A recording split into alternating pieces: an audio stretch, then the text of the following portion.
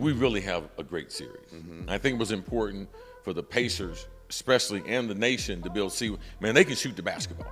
Game 3 becomes the most important game of the series from a momentum standpoint. And if Pacers are going to pull off this huge upset, they're going to have to win game number 3. This is the best the Pittsburgh quarterback has been since Ben Roethlisberger left. And Mike Tomlin is a straight shooter. If you want to think about anything that might have been said, Mike Tomlin is that coach, because this is my football team. He said that to Aaron Rodgers. This is the first time Aaron Rodgers has been on a football team. It's the coach's football team. Chad Johnson ran 10 routes today that Travis Hunter couldn't stop him on 1 out of 10. There's nothing that pissed me off more than old guys who used to be able to do something. When they recall what they did, they swear up and down that it was better than how they did it. There's a better chance of Chad getting in the Hall of Fame than Hunter stopping. And what are the odds that Chad gets in the Hall of Fame? None.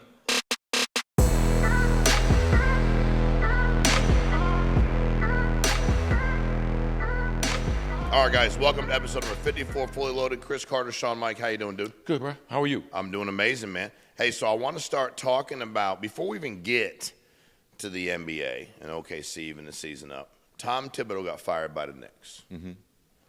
And, well, first of all, what is your input on or your opinion on Thibodeau being fired by the Knicks after that season? Well, for one, Tibbs he's set in his ways, how he's going to do things. And when you could start to see systematically, even with the success that they had long-term, Eastern Conference Finals, great result for them. But they feel like, especially, and I know it had to come down to the Pacers. Rick Carlisle out-coached him with the matchups, how they defend him, how they attack the poor defenders for the Knicks, and players criticizing during the season, short rotation. Like, this was a great opportunity for him to steal and be in the finals. And I think he's so rigid in the lack of change, and they threw all their draft capital to put this team on the court that beat Boston. And I think his lack of flexibility caused management there, because management's done a good job getting those players together, getting everything turned around there. Like, they are a legitimate title contender, but they can't stay pat at that. They still need another scorer, and they probably felt like if we can get someone besides Tibbs, now's the time to do it. So they said the players criticized the minutes, the management of the rotation, as you talked about. I'm going to read this. Who was supposed to play in this team? So you got Hart, Bridges, you got, you got OG, you got Brunson, you got Cat. I get it. Then you got McBride. But like after those 5, you got Miles McBride, Precious, Achua, P.J. Tucker. He ain't playing P.J. Tucker. Mitchell Robinson, Deion Wright, Landry Shamet. He played a little bit. Yeah. Payne, Sims. I can go on and on. Matt Ryan, I don't know if that's the old Falcons quarterback, came out of retirement. Like, who was supposed to play? I think Landry and Deion, those 2 slash guard wing guys, because typically they're good defenders and they can shoot the basketball. But Tibbs has been this way as far as keeping this rotation. I think now with the NBA, with the up and down pace and with the three-pointer, like, you have to. And you could see when those guys got a couple chances, I think it was game 3 that they changed up the rotation and gave them some minutes. It gave the team a boost and got them back into the series those next 2 games. But Tibbs always wears his welcome out, no matter where he's been. He's getting good results, not great ones, but because he's that stubborn, you're saying? He's that set in his ways? Yes, and he's going to play a certain way, and it wears the players out. Every year, his players complain about overall minutes. And definitely when you get guys like Brunson, who's not a complainer, Mikal Bridges, who is the NBA's Iron Man, he doesn't miss a game. He plays can play every minute. He runs and when you have people like that are starting to and I believe there was enough other things for Knicks management to say, something, we're going to move on and keep this roster, keep building it. So who are they going to get? Who's going to coach the Knicks now? It's slim pickings in the NBA. That's what I'm saying. Who are you going to get? Not unless you're going to retread be careful someone. What you ask for. You hear the conversation about Jason Kidd. I'm very, very surprised. I'd be very surprised if Jason Kidd. Why would he leave Dallas? With Cooper Flagg coming to Dallas, Anthony Davis, who said that was part of the reason why he thought the trade was good. He could play for Jason Kidd. Mm-hmm. Kyrie Irving's still there, right? Mm-hmm. Sure is. No, I think Dallas is a better team. It's a better city to play professionally in. And no state tax. Oh, absolutely. Why? And no state tax. Why? You don't hear all the noise.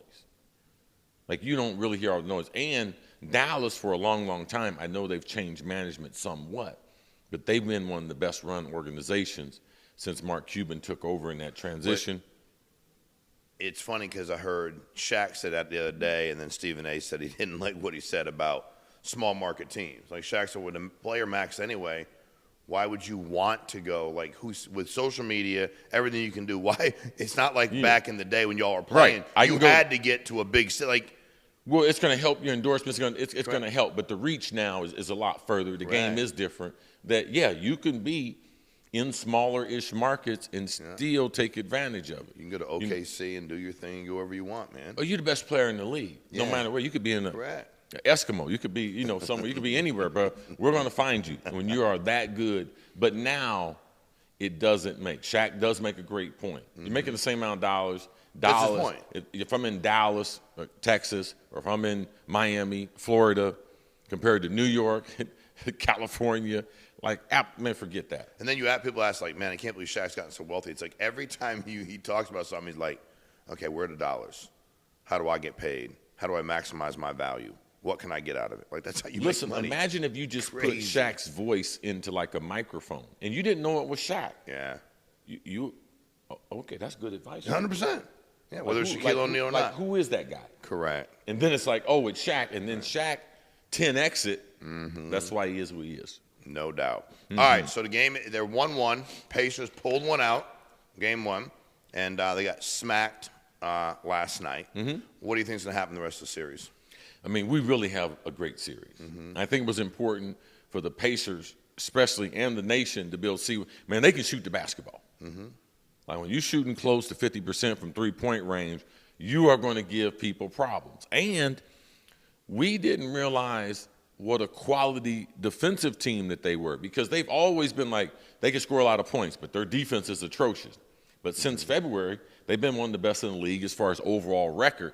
And then the last 2 months, they've really been able to step up their ability to be able to defend people, how they defend the pick and roll, how they switch everything, and they have been a great matchup for OKC.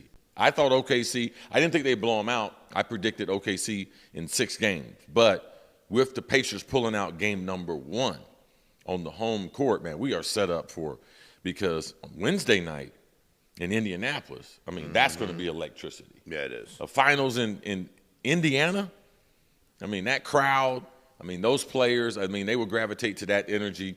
That will be, if OKC can win that one and go ahead and flip the home court back to them, I think that could be the turning point, because you have to be careful in chasing the Pacers. Cleveland couldn't do it. They couldn't chase them down. They got down just like this. People were shocked in game number 1. Oh, Milwaukee got down. They couldn't chase them down. Mm-hmm. They couldn't chase them down. New York couldn't chase them down.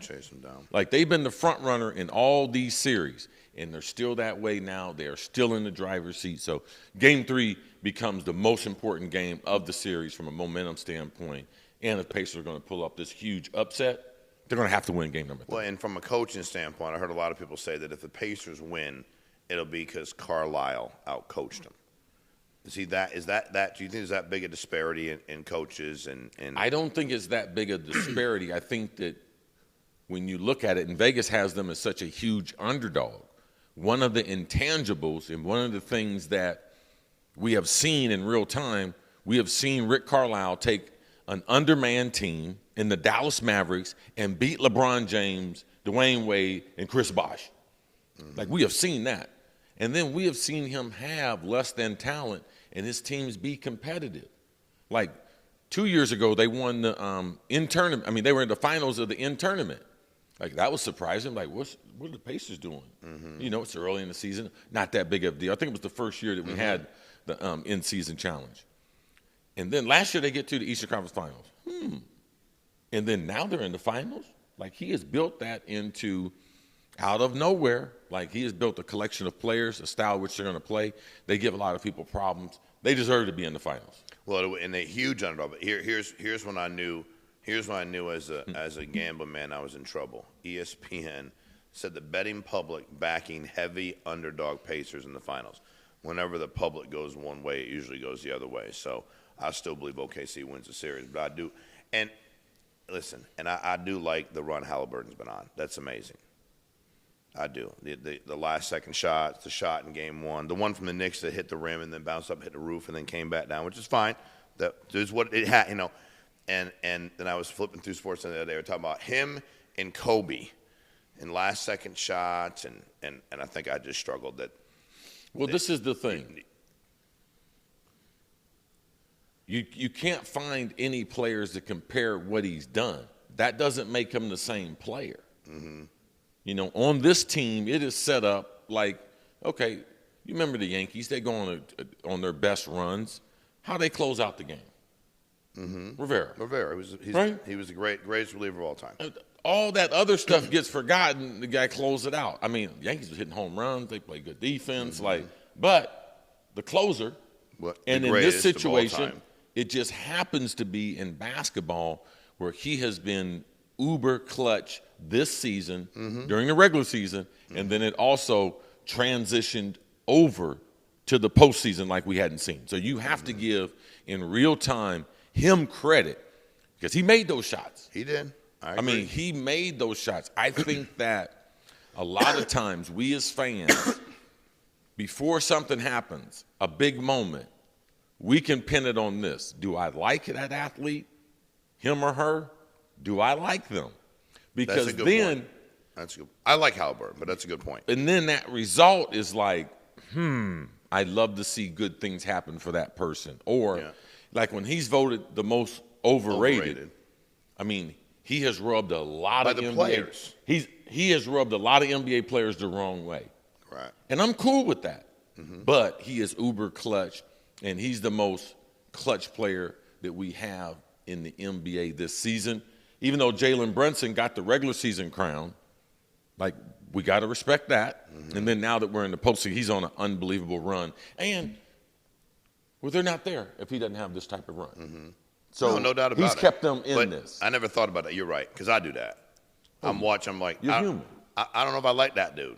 Oh, shit, that ball, that shouldn't go in. And then I'm like, I love that dude. I hope that happens. Or I always think about, and especially when it's Kobe.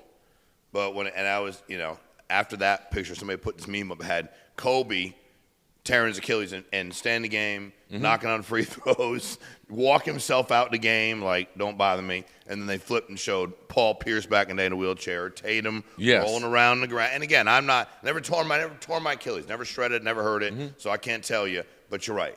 You watch it and you're like, you're pulling for, and it just Kobe is absolutely just Kobe. So speaking, this is a guy I pull against.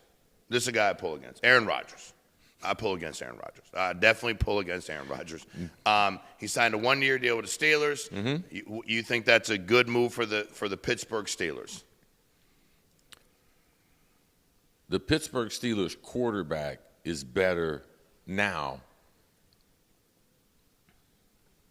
This is the best the Pittsburgh quarterback has been since Ben Roethlisberger left. And not the last 2 years of unhealthy fat Ben, the good Ben. Okay. Because last year, fair or unfair, Aaron Rodgers at that age recovering in the cold with the Jets from an Achilles injury. Like, it takes a year to come back. Mm-hmm. So you could see, especially earlier in the season, man, he does not have that quickness he normally does, that elusiveness, his ability to go right or left in the pocket. But he still wants to play football. And he is one of the all-time greats. He deserves the right to try to be Muhammad Ali, George Foreman, all those guys, to be knocked out again. Mm-hmm. Mike Tyson, much as we love Mike, we was like, Mike had been knocked out a couple times. Mm-hmm. But we were like, okay, Mike, we're here for it. All right? Yeah. That's what sports is about. And one of the hardest things it is as a great player, you also realize I'm probably never going to do anything as good as this the rest of my life. Mm-hmm. And whatever organization, whatever I get involved in, regardless of how much money I have, guess what? When I go to work, guess what? They're not going to be standing up. There's not going to be 80,000. You could sell something for $482 million. People ain't going to cheer for you. There ain't going to be millions of people watching you do it. No. There's nothing like pro sports. And people try to always equate it. There is no moving on. You try to have a strategy getting in, but there is no strategy getting out. Typically, we all get knocked out. So I always lean on this side, especially to a legendary player, unless it was health, especially his neck, concussion related, something like that, a family matter. Aaron Rodgers deserves the right to go out swinging. And the Pittsburgh Steelers and Mike Tomlin, they have a better quarterback than they've had for the last several years, regardless of what people say. You don't like Aaron Rodgers? I don't care. He can still throw the ball. That anyone that's put that uniform on since Ben Roethlisberger, and I would say those last 2 years of Ben. Big Ben. Yes. Literally Big Ben. Yes. So Dan Marino said, I think Aaron still has some game. He said he can throw it as good as anybody ever thrown football. If his mind's into it and he's ready to go and that works, I don't think it'd be an issue with Steelers. But you got to have somebody that really wants to play there, and he's getting older, so I don't know what mindset he's in, but he still has talent. So you believe the Steelers are a better team and better at the quarterback position with him there. You don't think he can do nothing to mess up Mike Tomlin culture, anything that screws Tomlin's too, that ain't going to happen? No. I know Mike Tomlin, and I know Aaron Rodgers. When he talked to him, he was like, okay, I dig this dude. Got it. And when you look at it, they have to select each other. So just because you don't like the timelines, I believe that they agreed to something long ago. Really? Yeah. Okay. Said, man, I'm going to chill out. Yeah. Y'all go ahead and do the draft. I'm going to sign. I'm going to go ahead and I'm going to work out. California, Hawaii, wherever, some tent, smoke some weed, something else, ketamine, something, do something. But I'll smoke be here. Something, drink something, eat something. And before minicamp, I'm going to sign, and guess what? I'm going to be there. He told Jess, no, I won't be there. 2 years ago. Correct. I won't be there in the offseason. I won't be working on this stuff. So for me, those are the things. You need two agreeing parties, Pittsburgh Steelers and Mike Tomlin. And Mike Tomlin is a straight shooter. So if you want to think about anything that might have been said, Mike Tomlin is that coach. He said that to Aaron Rodgers. Not when we get in the season and things. No. I'm going to tell you right now, this is what I can do for you. This is what I need you to do. Can we do this together? Correct. Because this is my football team. This is the first time Aaron Rodgers has been on a football team. That wasn't his team? It's the coach's football team. Yeah. First time. Not like the Jets, where you can say whatever you want the about Jets Robert, are Green Saleh. Bay. Yeah. And when Correct. Green Bay, it's Favre's team. And when he passed the baton, he passed it to Aaron Rodgers. This is his team. Yeah. It was not the coach's team. That's why those quarterbacks held them at gunpoint. How are you going to play? I don't know. What do you guys think? Hey, if it's the coach's team, Yep. it's different. It's a different program. All right, so he will set. So now he, once again, is the highest paid player in NFL history, $19.5 million contract. So now he's set to hit 401 in career earnings, which surpasses Matthew Stafford at 391. There's nobody above that. Quarterbacks. Not yet. That's in salary, though, bro. I know, bro. God bless him. Who wins game one, Justin Fields or Aaron Rodgers? Jets, Steelers. Who wins that? I'm going with the Steelers. I'm going with the Steelers. Yeah. Well, the Jets aren't that good either. Well, yes. It wasn't like you said, who wins between I know. the Steelers and Philly? No, it's the Jets, bro. They're still the So Jets. taking the pulling for Steelers. Justin Fields. Taking the and they're going to Steelers. surprise some teams. They're going to Steelers surprise some are. teams. No, the Jets. The Jets are. Yes. Okay. Because they don't have all that circus atmosphere there. The players they're young, they can keep developing. And Justin Fields, yes, I believe he will have his best year as a pro. He can be a good starting quarterback in the NFL. Yes, I do believe that. Okay. So James Cook, I guess Adam Schefter said that he believes he's disconnected from the Bills. I guess he's unhappy with his contract, put his house up on the market. and he does risk these penalties that come along with a collective bargaining agreement if he doesn't show up. Is he going to be in Buffalo this year playing football? James Cook, let me tell you something. Be careful, okay? I watch your brother, Dalvin Cook, had a nice little career going for himself. Then there became some money issues there in Minnesota. He thought he was better off somewhere else. Hadn't had a good season since. Last 3 seasons. Hadn't had one good one. Running backs, don't overplay your hand. Look, what Barkley did in Philadelphia, he forced those people. Remember, they didn't want to pay him. I think he was making 11, 13 million. He got at a discount price as running back. Chris Henry, you're not him. Baltimore's like, hey, man, I like that guy downstairs. Let's give him a couple more years before he even asks. Mm-hmm. These organizations are not normal organizations. That's how you have a championship atmosphere. Philadelphia and Baltimore. Buffalo is trying to, and Josh Allen is the dude. Mm-hmm. Like you can't threaten Buffalo by I'm gonna sell my house. Well, you're not a first-round pick. I guarantee you that house is not worth $1.5 million. I guarantee it's a small house. It's like I'll put my mansion up for sale. It's not a $22 million home? No. No. He hadn't made no money yet. And the Bills ain't afraid to play with anybody outside of Josh. Just give us Josh. I mean, offensively, let's be honest. Didn't he see what happened to Stephon Diggs? Yeah. Yeah, they shipped him off. They had no problem. Now he's Vrabel's problem. Be very, very, very, very careful, and especially as a running back. The market has not completely changed. It has not completely changed. Just because they feel that way about the top two, they don't feel that way about the rest of your running backs. Mm-hmm. The rest of the running backs are marginalized. Oh, you don't want that? Okay, I'll get him, and him. I'll get a street free agent. I'll get a guy that 2 or 3 years experience, pay less money. So Barkley and Henry are the only true ones that are expendable. Everybody else we'll find somebody else. That's what the money says. Yeah.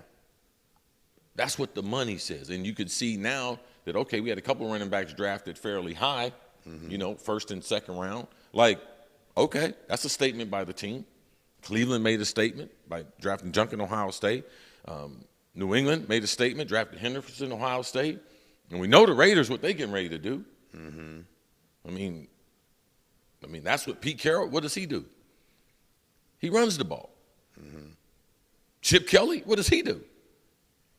He runs the ball. Mm-hmm. And they got a workhorse. So the market has changed a little bit, but he overplayed his hand, and Buffalo's not the team to do that with Josh Allen because he is 75% of the offense. They hold now, Cook is a nice player. Mm-hmm. But a lot of that, when they hand the ball to you and the quarterback goes this way, you're not faking out the whole defense. There's a reason why a couple guys are hanging over here with the quarterback. Josh Allen. This big monster could he could tuck it, run with it. Right. It's like if you're playing with Cam Newton and you're talking about, man, I'm the ground game. I'm the ground and pound. Hey, slow down, bro. Slow down. There's a reason. Your quarterback can run it too. There's a reason. And the effect every time he. Correct. All week when you're playing against that type of player, the guy's talking about lane discipline. Stay backside. Don't over-pursue the ball. First time they only say that in football. Don't over-pursue it. It's when you play a player, stay backside. Be patient. Your whole life they telling you to do the opposite. Read your keys. It's like, go straight down the line. Head down, ears pinned back. Hit the first thing you see. No. Not with them. No, they'll pull that thing out of there. Yeah. So he should realize he ain't got no leverage enough the cards. Well, he has some leverage because he's a good player. Be in Buffalo. But he don't have that type of leverage. He's not Thurman Thomas. Maybe his brother's advising him. I don't know. All right. And NCAA, explain this to me. Explain this to us. So the judge just granted final approval of a settlement of 3 antitrust cases addressing the compensation of college athletes, where Claudia Wilkin, as of July 1, that the schools can now directly pay the players. Help me understand that. And there's $2.8 billion in damages for former or current players. And that it looks like the NIL is expected annual allotment of $20 to $23 million per school, according to the estimates. The changes are set to go into effect July 1st. What does that all mean? It's crazy. I only understand a little bit of it. The damages as far as other athletes, that category is where I've heard the least amount of information. Okay. Like, what does that look like? Who gets it? Where the shares? Yeah.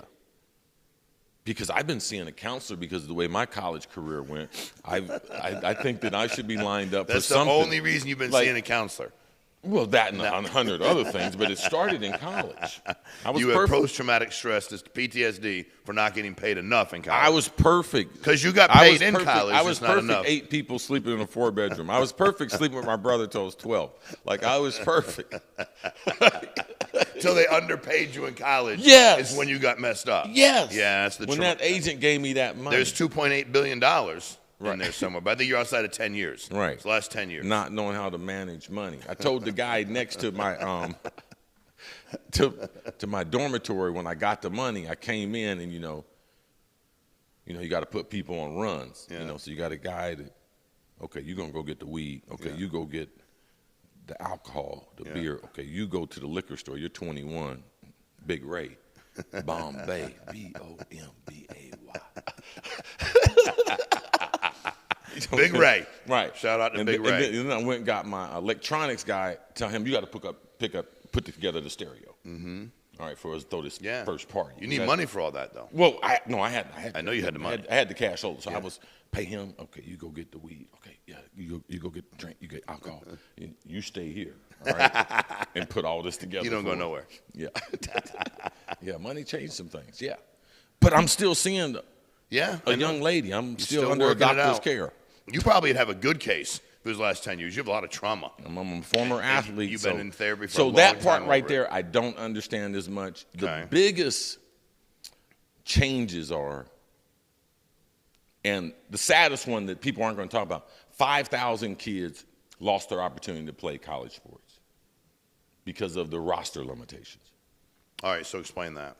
So now we're on a hard number of 105 in college football. We used to be 115.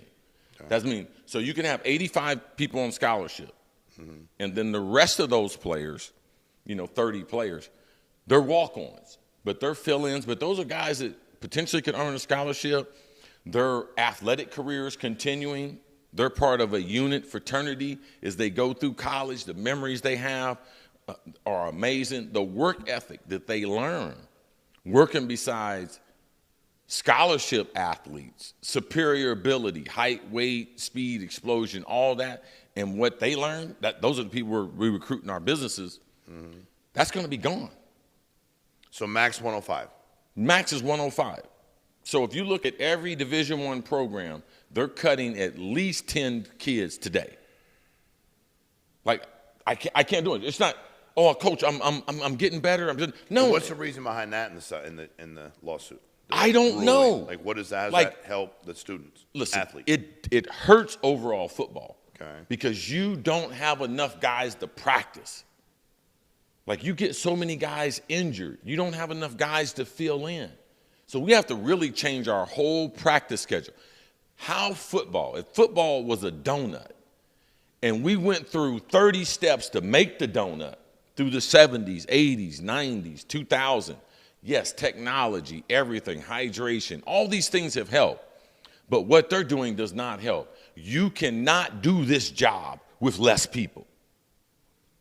It's like me and you are building a building. And typically the construction site, we got 500 people. They make a mandate in the city of Boca. You got to be able to do the same thing, but now you can only do it with 400. Can't do it. Not the same way, not at the same time. The quality? Can't do it. So when you go to a college football game, you shouldn't be surprised if team gets off to slow starts, if they're playing kids that are younger than you imagine playing. Because the last several years with COVID and with NIL, football had gotten older. Yeah, real old. The game was better. Yeah. We had older kids playing.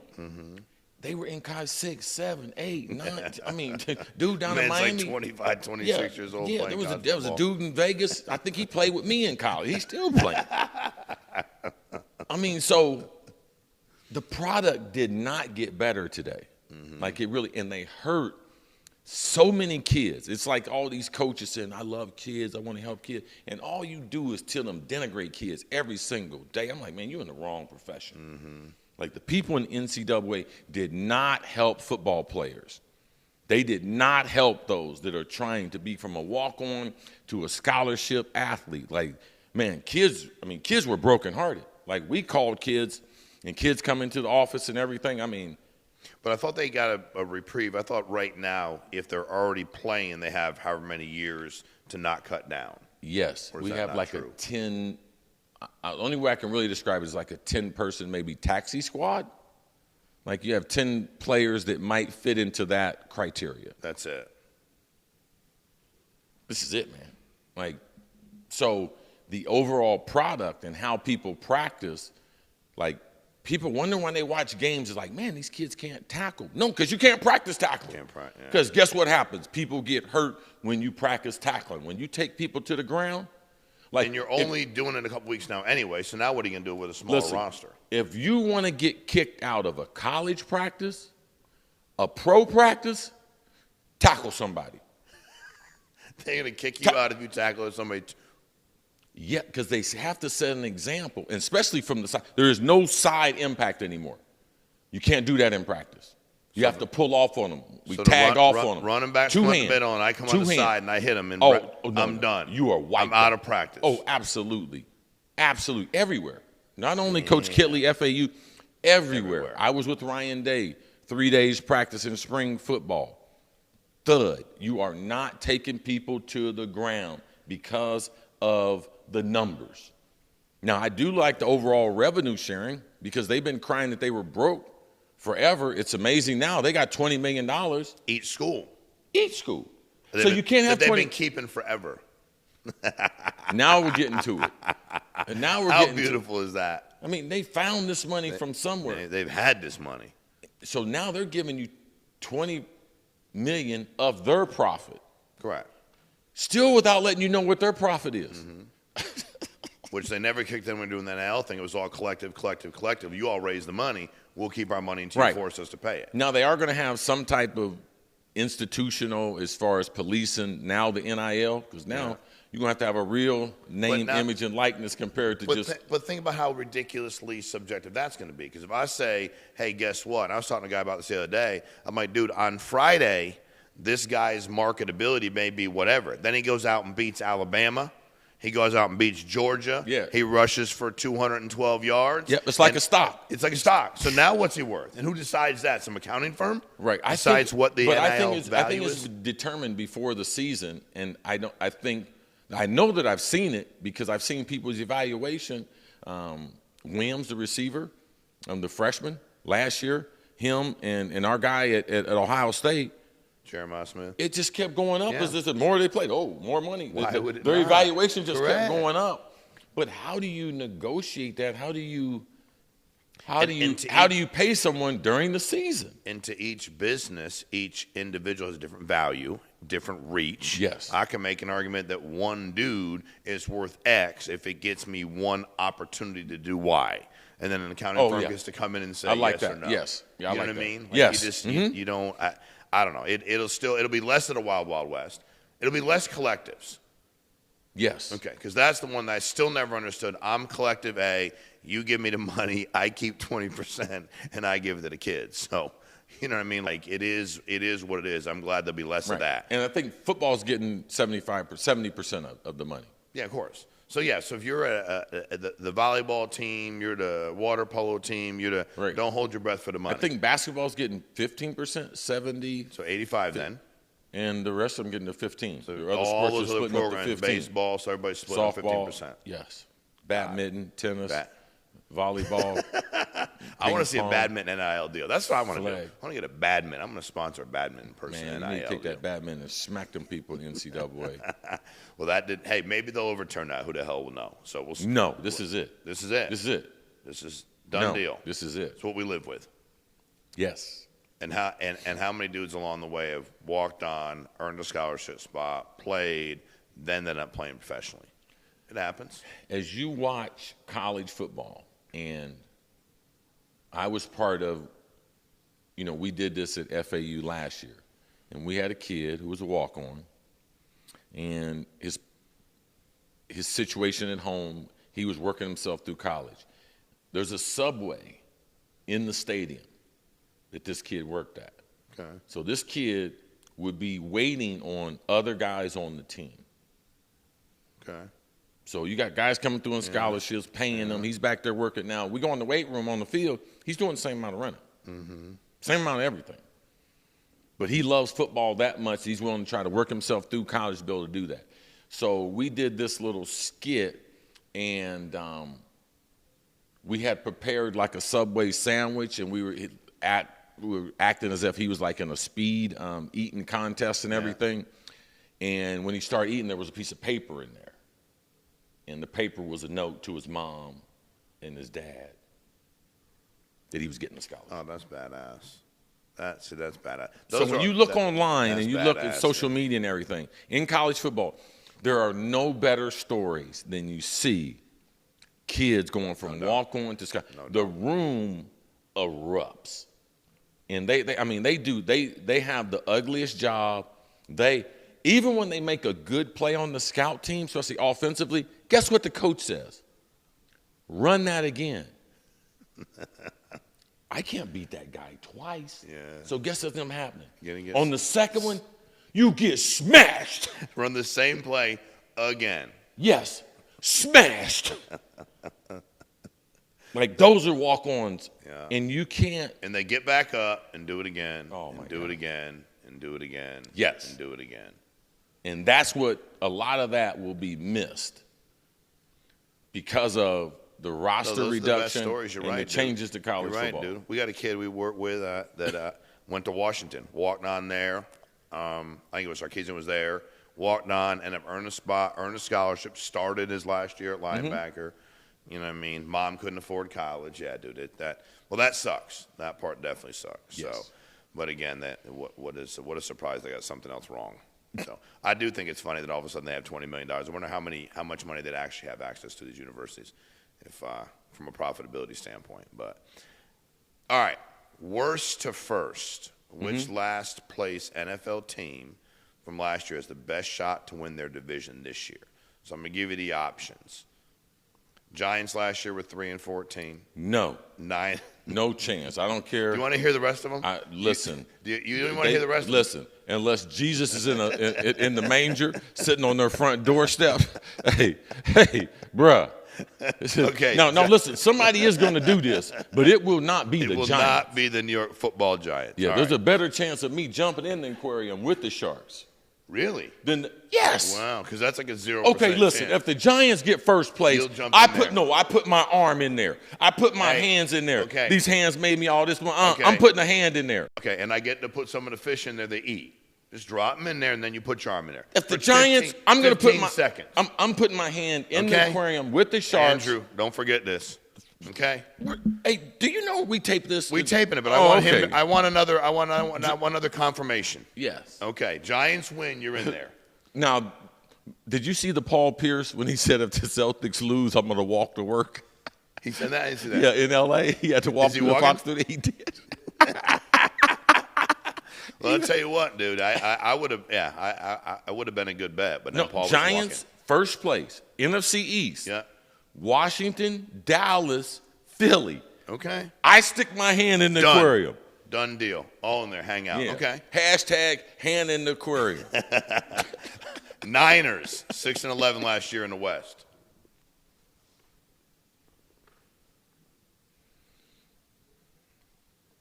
They got a good chance. Okay. So they have a shot. They really do. Let's put them to the side. They have a shot. Chicago Bears. Because there's no dominant team. Correct.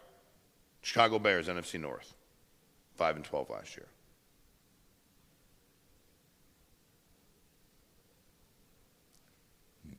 Man, that division is stacked. It is. I'm going to say no. Okay. Saints, 5-12 in the South last year.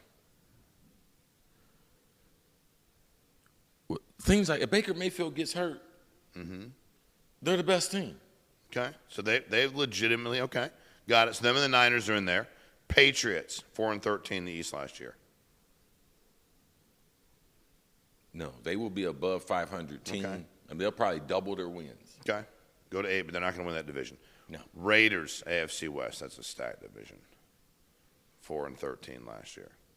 You love Pete Carroll. Man, Pete won't be able to get it done in the first year. Pete Carroll is typically his best in year 2 and 3. Okay, so no go there. Browns, AFC North, 3-14 last year. No. Titans, AFC South, 3-14. No. So if you got to pick between the Niners, who you said are in there, and the Saints, Baker gets hurt, they're the best team. Which one would you pick to finish, go from last to best?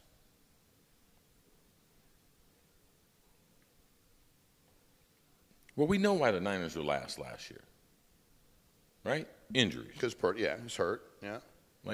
All around. Yeah. So you like the I'm Niners? going with the Niners. You're going with the Niners. Because if they play to their potential, and we don't know what their potential is because they lost so many frontline players, but they still got their core. They got Warren, the linebacker. They got Purdy. They got the tight end. I do believe McCaffrey comes back healthy.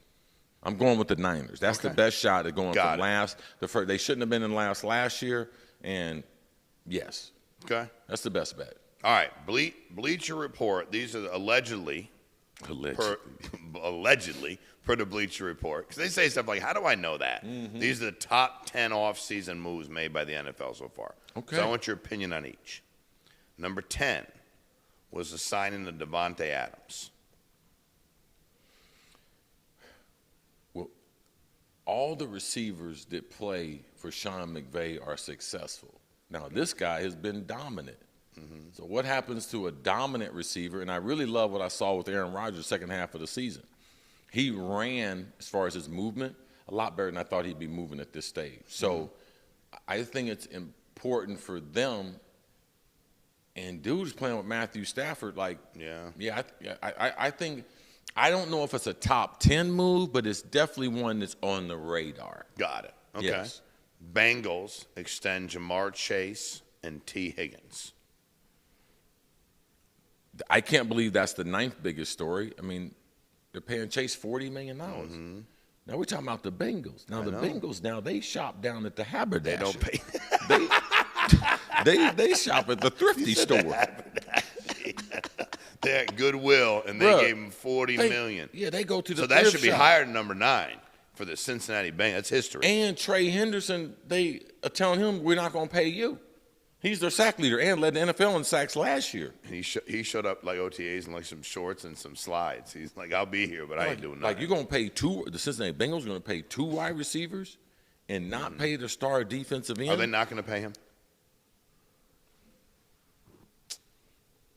I didn't think they were going to pay both the receivers. I thought they could only pay one of them. I thought Chase was the only one who could get paid.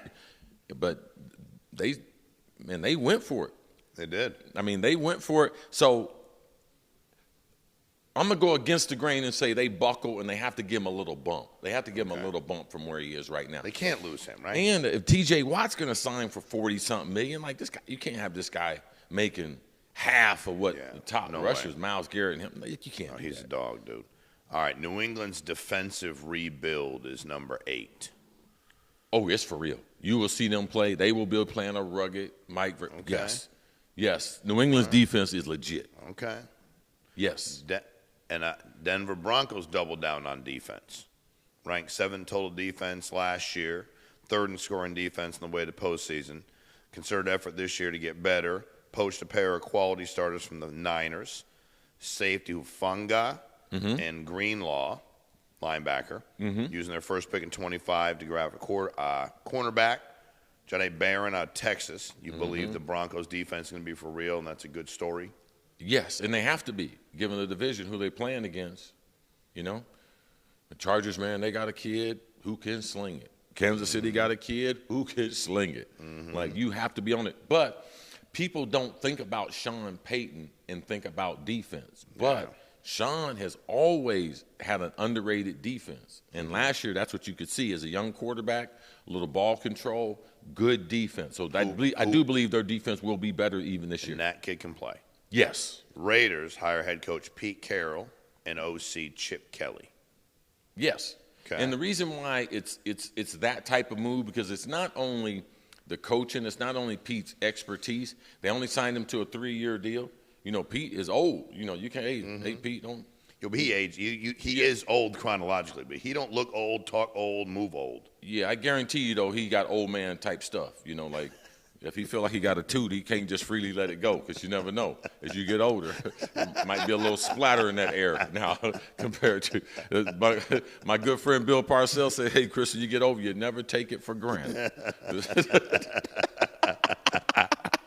All right, fair enough point. Pete, older. Not only is he going to bring Chip Kelly and that physical presence, but it was almost a package deal with Geno Smith. They went and traded for Geno. So now running his stuff with a player he's familiar with, who is a really good quarterback and a good leader, and Geno Smith, I mean, they're going to shock a lot of people. But I like that move. I understand why it's in the top 10, yes. Number 5, the Jets signing Justin Fields. 26 years old, dual threat. I don't think that's a top 10 story. Me neither, but getting even an average starter. I was trying to think of which story you had already told me that was like it had some bite to it, like comparable. And I was like, no, it's not. Getting even an average NFL starter for $20 million a season is a felony in 11 states, they said. Yeah, that's not one of the top 10 I don't see that either. Now, easily could change if he gets off to a great start, because you can't tell me I'm expecting you to have a record-breaking year and the record-breaking performers are making 50, 60 million, but I'm going to pay you 20. Yeah. Well, not unless the incentive package is the bridge, but so, they know what they're getting. All right. Vikings bolster the trenches. Vikings went hard at offense and defensive line in the offseason, because you were screaming about the line play. The former added center Ryan Kelly, guards Will Freeze, Donovan Jackson. Defensive line added a pair of high-dollar tackles in Allen and Hargrave. This isn't going to be an easy team to push around in 25. Oh, no, the Vikings are for real. Yeah, J.J. McCarthy, it's really all on him. Okay. And in the third year with Brian Flores as the defensive coordinator, we saw as far as the turnovers, the chaos they've created in the last couple years, but the weakness of that defense was their overall ability to stop the run. That's why they had problems with Detroit. So Detroit, offensive and defensive line combination, one of the top 5 in the league. Philadelphia, Minnesota will be in that category. And all the teams that are in that best offensive and defensive lines, they will be playoff teams. So that is a huge – this is the best offensive and defensive line combined for the Vikings that I can remember. Wow. Should be a good season. Yes. All right. Raiders trade. We already talked about that. Raiders trade for quarterback Geno Smith. You believe that's a top 10 story? It's huge. Okay. It's huge. We saw all these other coaches. Why'd they get fired? They couldn't find a quarterback. And you have someone that you are familiar with. Geno Smith is an underrated commodity. And also his leadership. I remember Geno from playing high school football down here at Marymar. Like, always a good leader, going to the passing camps and 7-on-7. Always a good leader. He's also one of the mentors for Jeremiah Smith. That's his uncle. I didn't know that. Yeah. I mean, Geno Smith is about some good stuff, man. Okay. All right. So in a lot of times you see that, and people don't give people credit for being good people and hanging in there. Like, people had put him out to dry, man. His career was over with. Many times. He said that people sent out a SOS and he didn't answer. He said, I just didn't answer. That's actually really good. That's funny as shit. Yeah. They said, I was good, man. I need the SOS. Yeah, really, really, really underrated. And in the locker room as a leader, too. All right, Washington Commanders going all in. After a surprise run NFC Championship, they shoved their chips in the middle of the table this offseason with trades for Deebo Samuel. They got Laramie Tunsil, offensive tackle. Samuel gives the Commanders a sizable upgrade at wideout opposite McLaurin. While Tennille is one of the best blindside protectors in the league. You believe that's a big top 10 story for the Commanders? Absolutely. Anything that happens in Washington around Jaden Daniels, that lack of activity are adding good players because Dan Quinn is a quality football coach. And he will get the best. And he's never been in a situation where he had a quarterback like this. The only thing I don't like about that article is them saying that Washington is all in. They got Jaden Daniels. It's like Patrick Mahomes. We got a chance every year because of him. Because of who we got. So it's not like they're making all these wholesale changes. Washington has been trying to change the franchise. They changed ownership, changed general managers, changed head coaches. Now he's in the second year with the rookie quarterback. They should be adding, but they are not all in. I don't want people to. And also, they might not make it as far as they did last year and still be a better team. Correct. Like, this is on a build. Yeah. And they are going to be battling Philadelphia and Dallas, especially for the next 5 years. But they got the right guy running it. Jaden Daniels is going to be fine. Great coach. Yes. They're going to be. Their upside is huge. And you got to give some credit to Mama McDaniels, dog. Every time we talk about Washington, we're going to talk about Jaden Daniels' mom. Mom, I'm with you, okay? No one knows a woman better than a grown woman. And see, I like the fact that she's not saying anything about men and our lack of, disciplines and everything. She's not saying anything about Jaden as if he can't be distracted. She's like, oh yeah, he can be distracted. 100%. I know both sides. Correct. I got it under control. Right. It's your favorite player agent right there. All right. Yes. Number 1, Chicago Bears offensive overhaul. Help quarterbacks. So they did a series of moves, help Caleb Williams take a step forward, hiring NFL's top offensive mind, Ben Johnson, overhauling an offensive line that surrendered the most sacks in the league a year ago, adding a pair of passing game weapons in the draft, tight end Loveland, wide receiver Bird in the third. Huge year 2 for Williams is hardly guaranteed, but the Bears put him in position to succeed. The writer did a spectacular job pointing out because there's like 3 or 4 different levels of help that he got. The number one thing that he got from a structure standpoint, because going into the draft, everyone was talking about Chicago is the place quarterbacks go to die. Like, they have not had – it's hard to believe in 2025, they have not had a quarterback throw for 4,000 yards. Yeah. In the team history. Like, I think there's teams that have had 8 or 10 4,000-yard passers 8 out of the last 10 years. I guarantee you there's teams. If I looked the numbers up, like, it'd been like, yeah, they've done this in the last 10 years. They've never done it in their overall history. So Caleb also had to overcome the media backlash. His father, they tried to go behind the scenes. There's a book publication out about how he tried to circumvent the draft. He hated Chicago. Caleb, once everything came out, I love the fact he didn't fight it. He said, yeah, that's true. But it didn't have nothing to do with me last year. Correct. That was my fault. And he was there the day they hired Ben Johnson. He was at the press conference. So I've seen a lot of clips of them behind the scenes. And I do believe this is the match that you're able to get the stardom, because you have the mad scientist and the prodigy talent with all the tools. And then as an organization, my good friend Kevin Warren, he's the president of the team, and they are not sparing any expense as far as what they want to provide for their team on and off the football field. So, yes, to me, that's the biggest story. It has the most tentacles. They also have the ability to be a really good football team for a long, long time. So a long story in a legendary place like Chicago. That's the reason why it is at the top as far as NFL news. It happened. There are several different levels to it, not only the players on the field, the wide receiving core, their ability to be able to run the ball with a better offensive line, to be able to protect him. I'm expecting him to have a spectacular season. Okay. And historically, it's been a long time.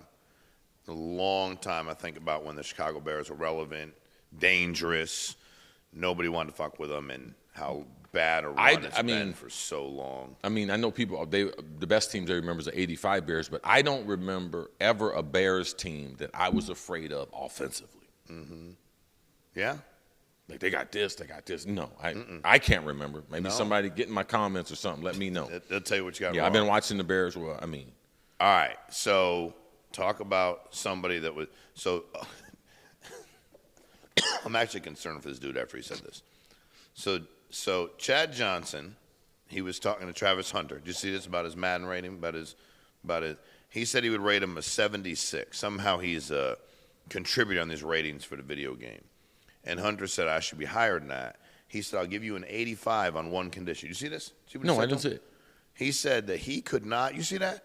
He said he could not, if today, if Chad Johnson ran 10 routes today, that Travis Hunter couldn't stop him on 1 out of 10. Today. And if he stopped him 1 out of 10, he'd give him a high rating. Is that what he said? 1 out of 10.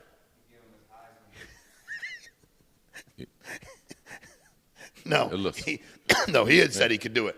But if Chad Johnson today, how old is Chad Johnson? 36, 37, 38? No, he's older than that. Get 40. the exact How old is he? Before I get on this one. Yeah. No, pull up what he said. Pull up the age. That's the only thing that's important. Pull up the age. 47. He's gonna run routes against. Go ahead. Sorry. Go ahead.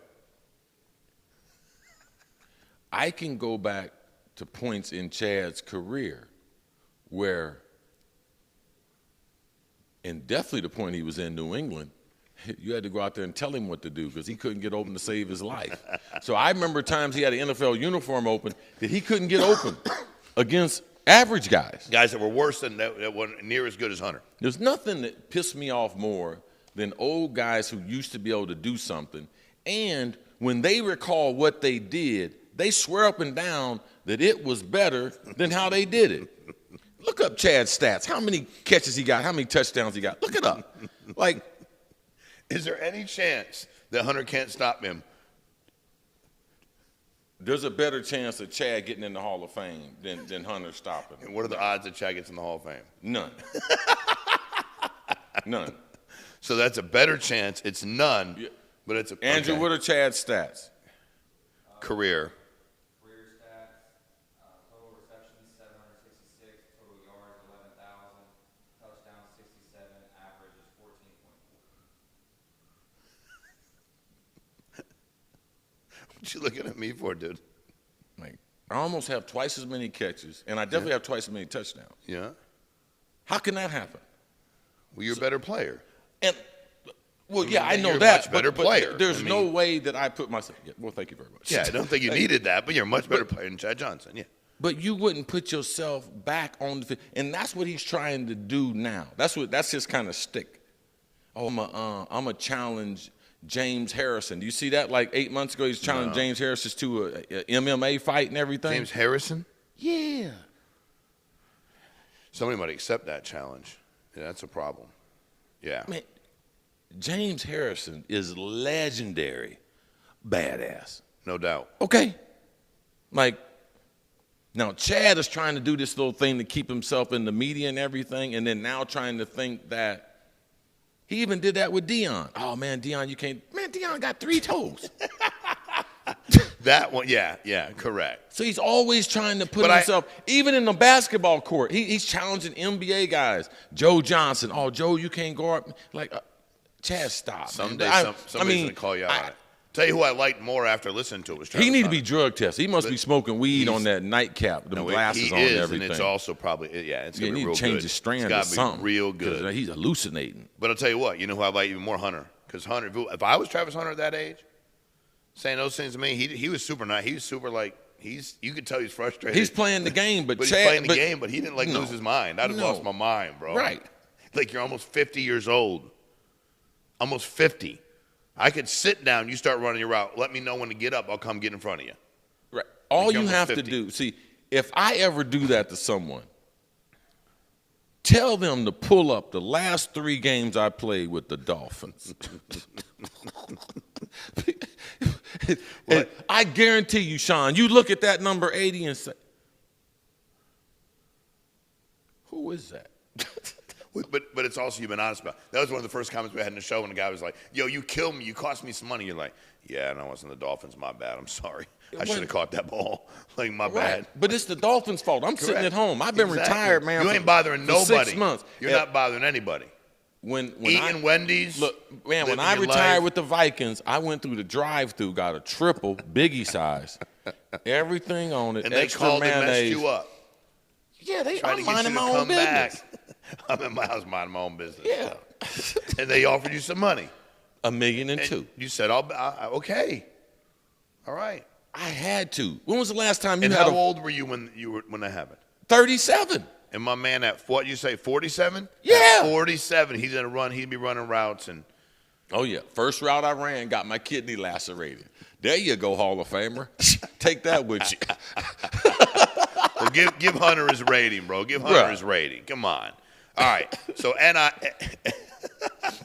NIL.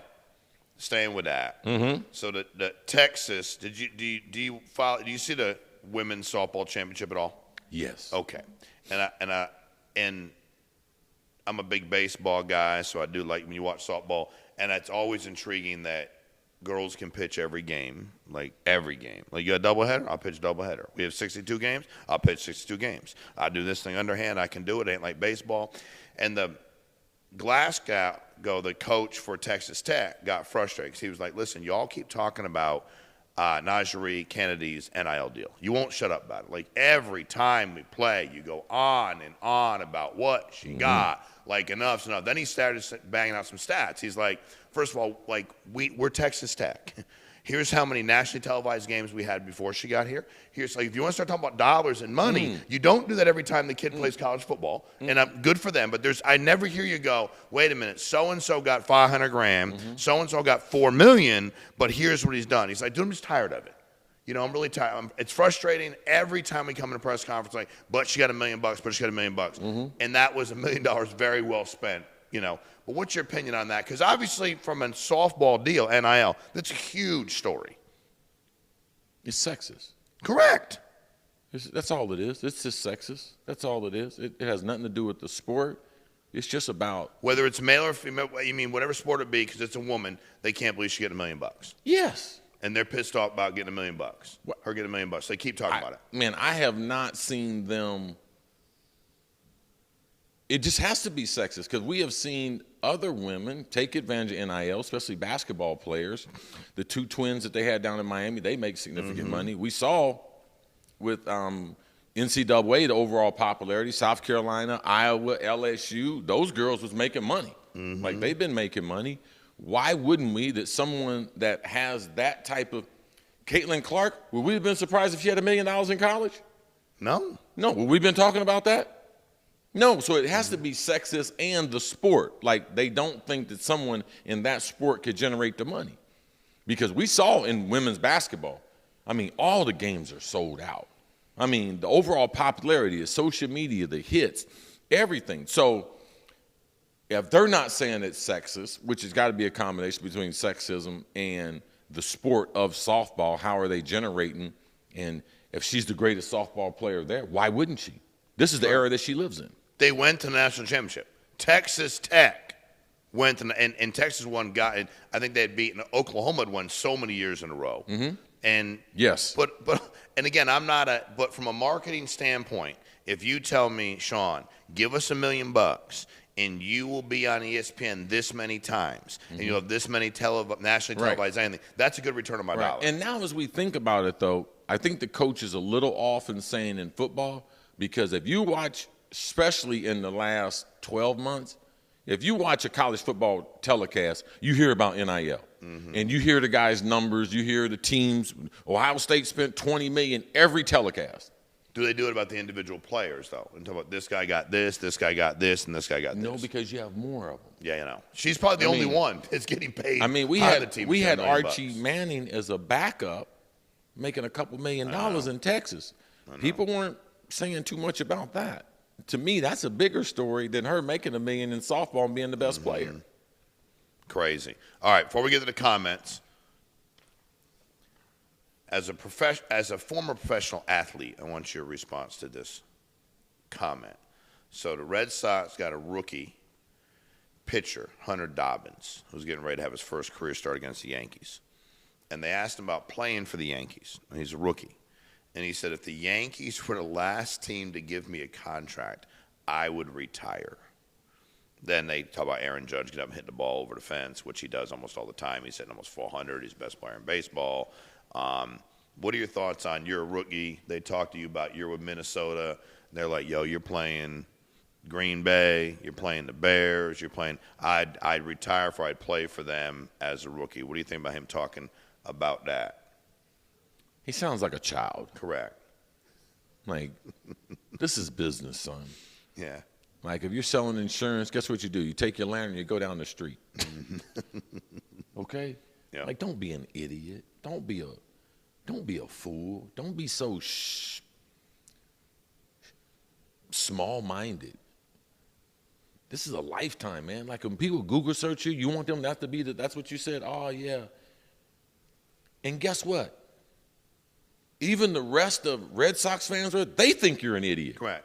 If you were 8, it would make sense. You're 8. I'm never going to play for the Yankees. But you're a grown-up. And it only makes sense if the team you're playing for is the Red Sox in Little League and you Right. lost the championship to the Yankees. In Little League. Because when you come to the car, I give you a fresh one. Wake up. Hey, we're back in the batting cage tomorrow, buddy. You're not going to kill my dream.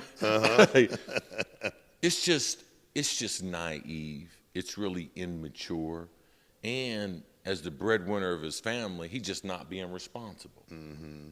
Like, he's supposed to be maximizing every opportunity for his family. He's supposed to be trying to stretch his career out. Yes, I could understand if this dude is someone like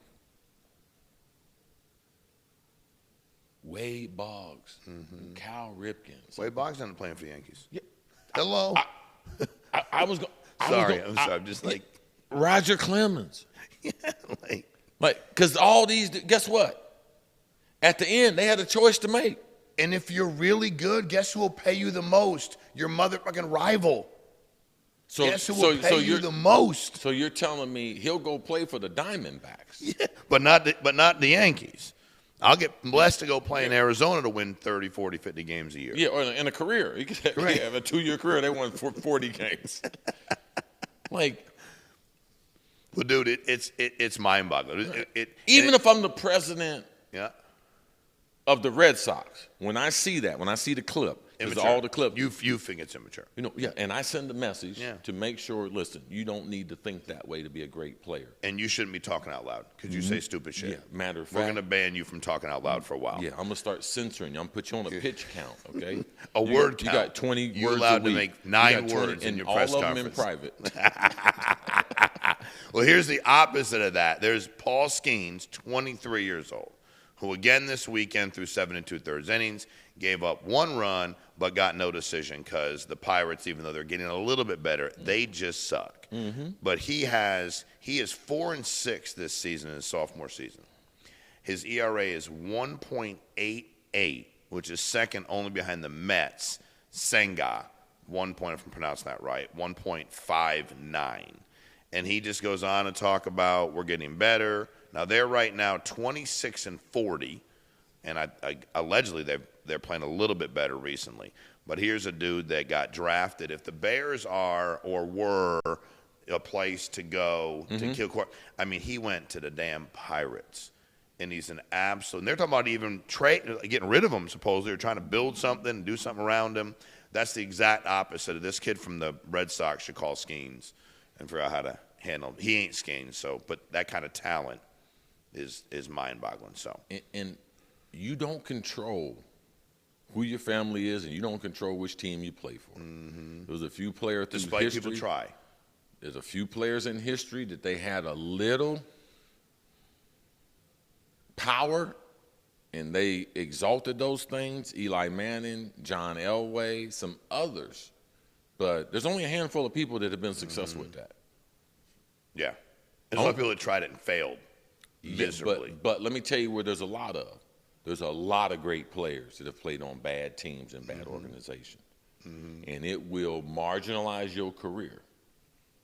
Like, if you look at how long people didn't know about Randy Johnson, how many years did Nolan Ryan get robbed of golden years because no run support, throwing heat, gas?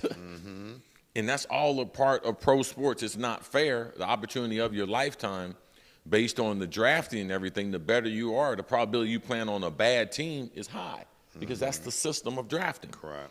And it's just unfortunate, but players get stuck And it's up to that player and his greatness to be able to bring them out of it. And ultimately, we hope that he reaches his potential.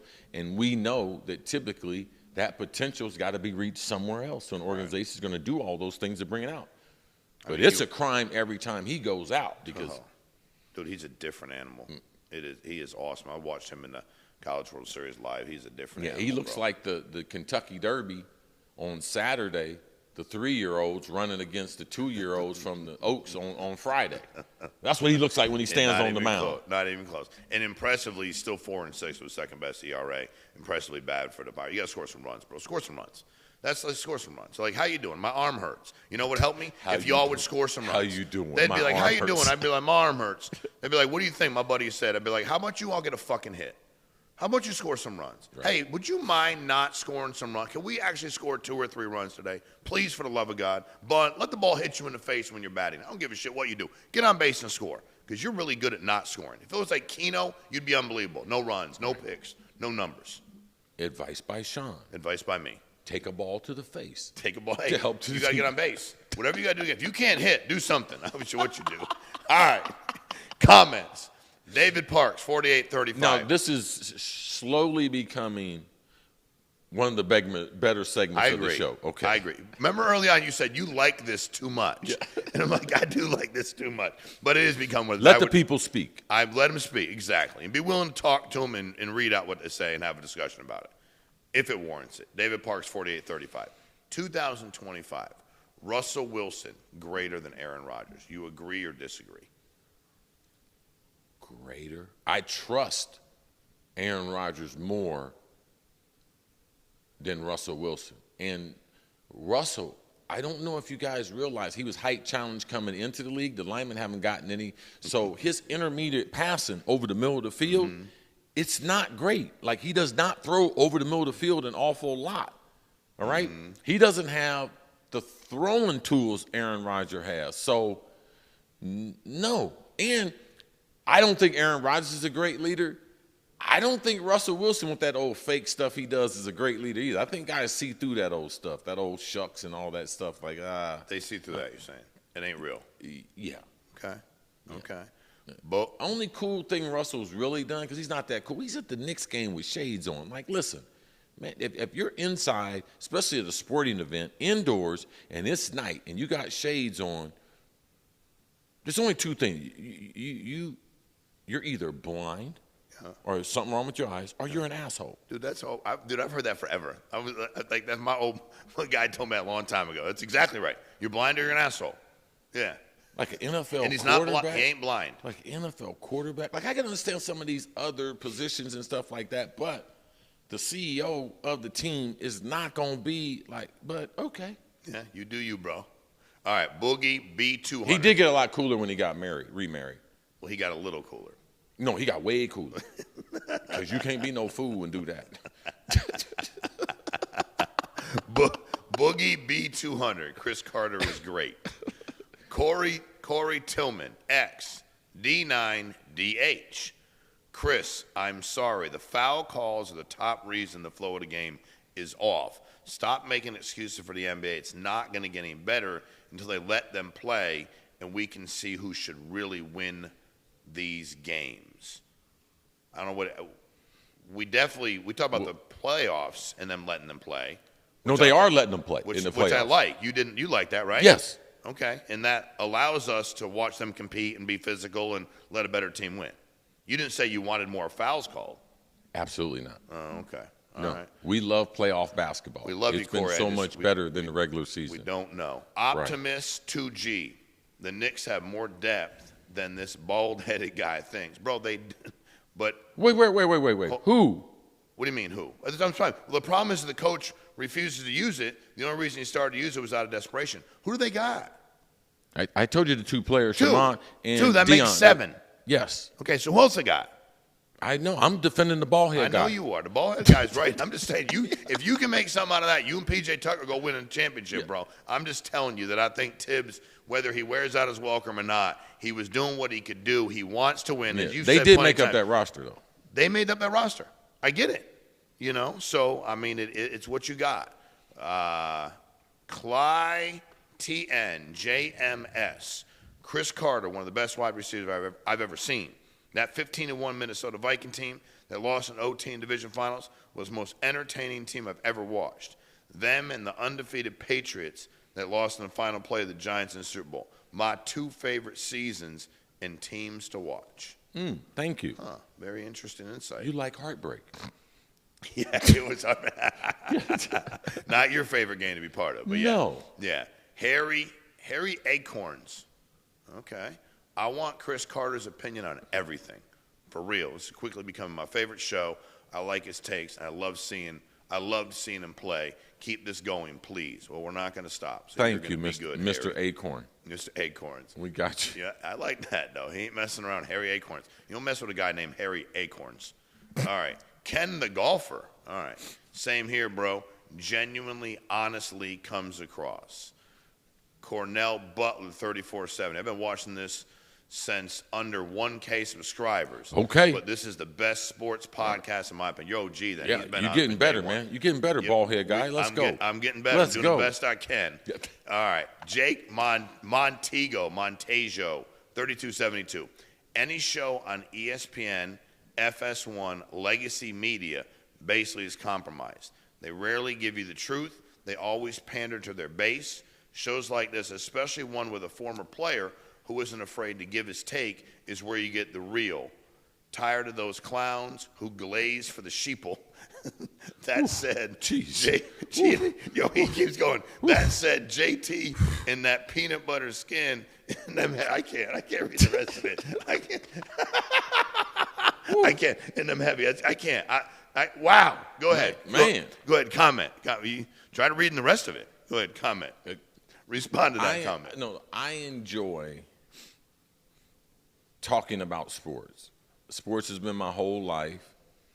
I do believe that people should get a lot of different opinions, on sports. I don't believe I'm an authoritarian on all this. I just go from what I've heard, what I've read, my own experiences, and if I get new information, guess what? I'll change my opinion. Mm-hmm. So to me, it's not a matter of being right. It's trying to present something that they can see a version of myself that maybe they couldn't see on Meaike and Meaike, that they couldn't see at Fox, they couldn't see at ESPN because this platform is different. So, yes, we enjoy what we're doing 100%. And everything, and we're definitely not trying to acquiesce or do anything for anybody else but ourselves. Amen. Yeah. We got nobody to serve but us. Yeah. Jarrell Brown, 2994. Them reading the comments is funny as fuck. We think so, too. Adam Ferris, 5521. Best sports show on right now. Keep up the great work. Well, thank you, bro. Thank you. Dare Tub. As a Patriots fan, I already want him gone. I don't blame Diggs either. I blame Vrabel. This is his ship now, and the Diggs is the biggest acquisition. He know what he was getting into. Strike one. You want Vrabel gone? Or you want Diggs gone? Well, I already want him gone. Neither one of them have done anything to be gone from anything. He don't like the boat, I guess. He don't like the boat. Well, I don't. Listen, man, you need some guys on a football team that you wouldn't introduce to your sister. Okay? Now, not unless you hate your sister or something like that, but that's the nature of the business. Like, it's like, okay, hey, this guy wants to be a butcher in life. But guess what? He's squeamish around blood. It's going to be a problem. All right? I need some guys not squeamish. Correct. He's not squeamish. I need some guys that, they got a little screw just a little bit looser than mine being loose. Mm-hmm. Because to play this game, I tell the kids every day, you can't like football. Because the practices and the workouts and stuff are too hard to like it. Like, you got to love this man to do it. Mm-hmm. It's like this guy I was talking to one day, and I said, what do y'all think is the problem with your team? And he said, too much stability. And I said, too much stability? He said, these kids come from too much stability. I need some kids so fucking angry that when they put their helmet on, they feel like they're at home and they're comfortable. Oh, yeah, absolutely. And I was like, I know what you're talking about. That's why I want to hit everybody that moved. Just locked everything else that you needed. But I'll hit you if you want me to. But you're right. You need some dudes hey, we'll see how he does. how he does that. But I don't think any one of them got to go. And I'm a No. grew up watching Vrabel. So Vrabel's one of the top 8-10 you know. coaches in the NFL before he even coached in New England. All right. Talbot Darren. Bill Russell. Well, he's going old school. 11 rings is more impressive than either of them. I'm guessing he's talking about Bron and Jordan. And Russell won 8 in a row, too. No, he didn't win 8 in a row. If you look at his team was that. Yeah. No. Bill Russell had the most impressive resume as a basketball player. That doesn't make him the best player. Like, just because you built more buildings don't make you the best builder. Correct. He happened in an era, like what he went through, great champion, and that was one of the reasons why Michael Jordan said, I'm not going to disrespect him and say I'm the greatest player. Yep. I heard a quote from him recently saying that. I'm not going to disrespect him. Shawn Jardrin. Joy needs to focus on her off-the-camera issues. We know how she got her job. It wasn't because she's qualified. Now, I know Joy. I don't think Joy has any off-the-camera issues. Yeah. I didn't think you said she did either. I think she's handled her business very well. PB42189. Like every fifth show. Football guys never, wow, never is a strong word. Never are accurate when it comes to basketball, and they keep trying to talk about it. Basketball guys don't even try to talk football. Go ahead. The basketball players are starting to talk about football because that's the only way you're going to be able to do a show. Correct. Because we're only playing basketball 8 months of the year. Like, it's only going to be a part of the news. The NFL, it's not as if, well, this is the thing. When you watch the games, I watched the game last night. Doris Burke was calling the game. Doris Burke didn't play professional basketball. She's a good college player and everything. And I can guarantee you, if I wanted to be a good college player, I would have been. I scored close to 1,700 points in high school. I decided after the Rose Bowl, MVP of that as a freshman, that I was better off concentrating on one sport at the time. But it took me to that moment, 19 years old, in the locker room at the Rose Bowl. Correct. That's when I decided to stop playing basketball. So I'm not trying to say I'm some expert, but I've played at a high enough level. I got 5 brothers that played D1 and one played in the NBA. You'll be all right. Well, also, it invalidates every single other person and every single thing you're seeing and watching, and every game they call and every coach they got. It tells you Tibbs don't know nothing about basketball because he played some Division III. Like, it doesn't relate. But, hey, bro, Bobby Knight was not a good basketball player. Nobody's one hell of a basketball coach. Yeah. God bless America. You listen to both the Gundys, you'd argue whether they can coach or not, and they had some success. But those two couldn't beat Andrew when he was 5 and my daughter when she was 4, 2-on-2. Right. Because those two, there's no chance they're beating anybody at any athletic event ever. Absolutely. All right. Demetrius Evans, 41-39. Most men are afraid to criticize or have an opinion about females openly. Kudos, CC. I think his opinion was about Joy, but whether male or female. Scorpio Francis, 11-19. Justin Fields leaving was a blessing for Pittsburgh. Letting Russ go was their mistake. What you think? So obviously he thinks Russ is a better quarterback than Justin Fields. 100%. Justin Fields didn't have a chance. And when he did have a chance, all he did was win. Russ came off injury, took over, got off to a good start, and then we saw where they finished. So I don't know what your problem with Justin Fields is. Bass Clay 100. I wanted more on Joy, how she's trying to be like Skip with her crazy ass takes that don't age well. I think people in the business on occasion are going to have crazy takes. I don't think she's trying to be like Skip in any. She's already kind of cut what her brand is. It's successful and everything. She does a good job hosting. But the only reason why I could comment about the Pittsburgh stuff is just because I know them and I know the family. And I like it would be like when I comment on Ohio State, I got juice in the game. Correct. So my comments are slanted towards my team. And I've also been cheering on them since I was a toddler. A toddler. Yes. Mitch Chapman, love this show. Thank you. Vince Chapman. Thank you, Vince. That's Rick's brother. That's what? No, Chapman. MR, Mr. May, 23. I do love Cece's insight and knowledge on sports coming from a real professional. What about 27 exclamation points? His opinion matters. Love the show. Keep up the great work. Jack Oaf. So we just going to ignore that big-ass shark behind them. We ain't ignoring the sharks, bro.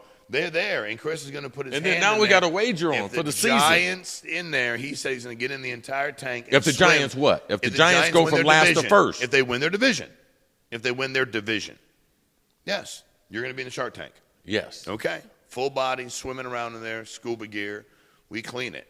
All right. So we don't ignore them, bro. We just know they're there. And Cris don't like him. He used to look back a lot at the beginning. Now he's comfortable. He knows they're not coming out. Right. But he's not fired up about them. It took a while for him to be okay with it. No, it's an amazing studio, though. It is an amazing studio. Hey now, don't trip. Herbo Hat. CC better than ESPN Talking Heads. Kenneth Uma, 6497. Cheryl Miller is the greatest women's basketball player, but she never played in the WNBA. Yeah, because it wasn't there. There was no WNBA. Yeah. I think Kenneth was just saying she's the greatest ever. We didn't get to see her play in the WNBA because there wasn't a WNBA. I don't think he was saying like, yo, she never made it. Said Reg, how about this guy? Ain't nobody stealing his handle. Said Reg hyphen EN6OD. Take that. Great Raw show. Please keep this format and keep speaking as men. New fan. Thank you, bro. I mean, do we have a choice? No, we don't have any choice. Oh, okay. Well, you do have a choice. We ain't going to change. Don't make a doctor's appointment. Angie Carr. Facts. At 1610, Facts CC, Charles made it known how many times he ain't a company man like SAS. Quote, you're not going to work me like a dog and not pay me, Charles Barkley. Charles is a beast. Charles is a beast, and he don't play. Dave Parker, 5541. Oh, no. Wait a second. Did you see Shaq walk onto the show on the pregame show with Stephen A.? No. And Stephen A. was yelling, can you dig it? They're going to have a blast. Yeah, they are. And the people at ESPN, the talent, like how can I forget? The one who runs the show, Stephen A. and Perk and them, they're going to have a blast. Because they realize, too, that these people are bigger than them. Do they realize? No, they know that. Okay, Perk knows he's not in that. He knows how far. Okay. See, the reason why Perk can talk with such authority at ESPN, because the people they have broadcast at ESPN, they were not the greatest players. Correct. And he's the only big man that's broadcast. But he now knows. He slides down the bench and lets them do their thing. He knows where he's at. Would be like if Jerry Rice and I were on a show, and Jerry wanted to talk about certain things, I would be very, very comfortable with acquiescing to him. But as far as communicating receivers and what they do and how to make a receiver, there's no one better than me on that. I don't care, Jerry Rice, anybody else. They can talk. Sit right there. Bring him in. Yeah, I'll come in whenever he wants. And we'll teach a class. And we'll see how many levels they can go up. I think Jerry should come in here and teach a class with you. That wouldn't be in his best interest. I hear you. You know, Jerry stays he knows the lane to stay in. Yeah. And he's amazing. Okay. Yes. Unbelievable. Enemy Block Live, BLAKK. I told y'all Skip should have replaced Shannon with CC. Undisputed would have been untouchable, 100%. No, I couldn't do that show. I can't. I already had enough of Fox and their pre-baked and how they do things.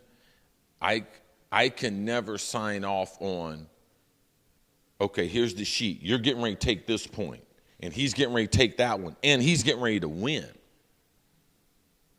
before the fight. Fucking wrestling. No, I ain't playing that game, bro. I can't do that. Like, we can put some subjects out there, and let's just see where it goes organically. But you getting ready to tell me what to say? Yeah, no, you ain't down with that. Well, that's but like you said a while back, like, I didn't realize, you're like, it was as scripted as WWE, all these other stuff you got. Like, today's your take, Here's your take. Yeah. Here's what you're going to do. Here's what you're Yeah, going to you're say. not getting ready like this. Andrew's getting ready to jump off the rope, do Yeah. a backflip, kick Correct. you in your head. And even if you could And you're survive like, it, I'm in. You're going to fall I'm in. out. Correct. Or here's what you – we do this all the time with other stuff. They're like, we talk about this. I'm like, no, dude, I don't like it. They're like, well, here's the take. I'm like, that ain't my take. It's about business. I'm not going to lead anybody down a path of destruction. I know what I'm doing. I know what I'm not doing. I'm not going to repeat that. No. That doesn't work. Him and Andrew come up with the subjects, and I shoot my gun. Yeah. And then I go out the door and get in my car. 100%. And You're then gone. come back and reload. And you're gone. You're back in a week. Last one, Zap 916. This guy needs to go. We need to get what he's smoking and what my man Ocho's smoking, okay? He said, I don't know what he's doing. I'll go a step further. Why would y'all listen to Cris Carter? They're all clowns. You're all watching YouTube. Motherfucker, you watching YouTube too. What are That's you how doing? you Who saw you watching? us. Who you listen to? You know what I mean? Well, no, that's what he says you should do. You shouldn't watch anything. You should watch film on a player.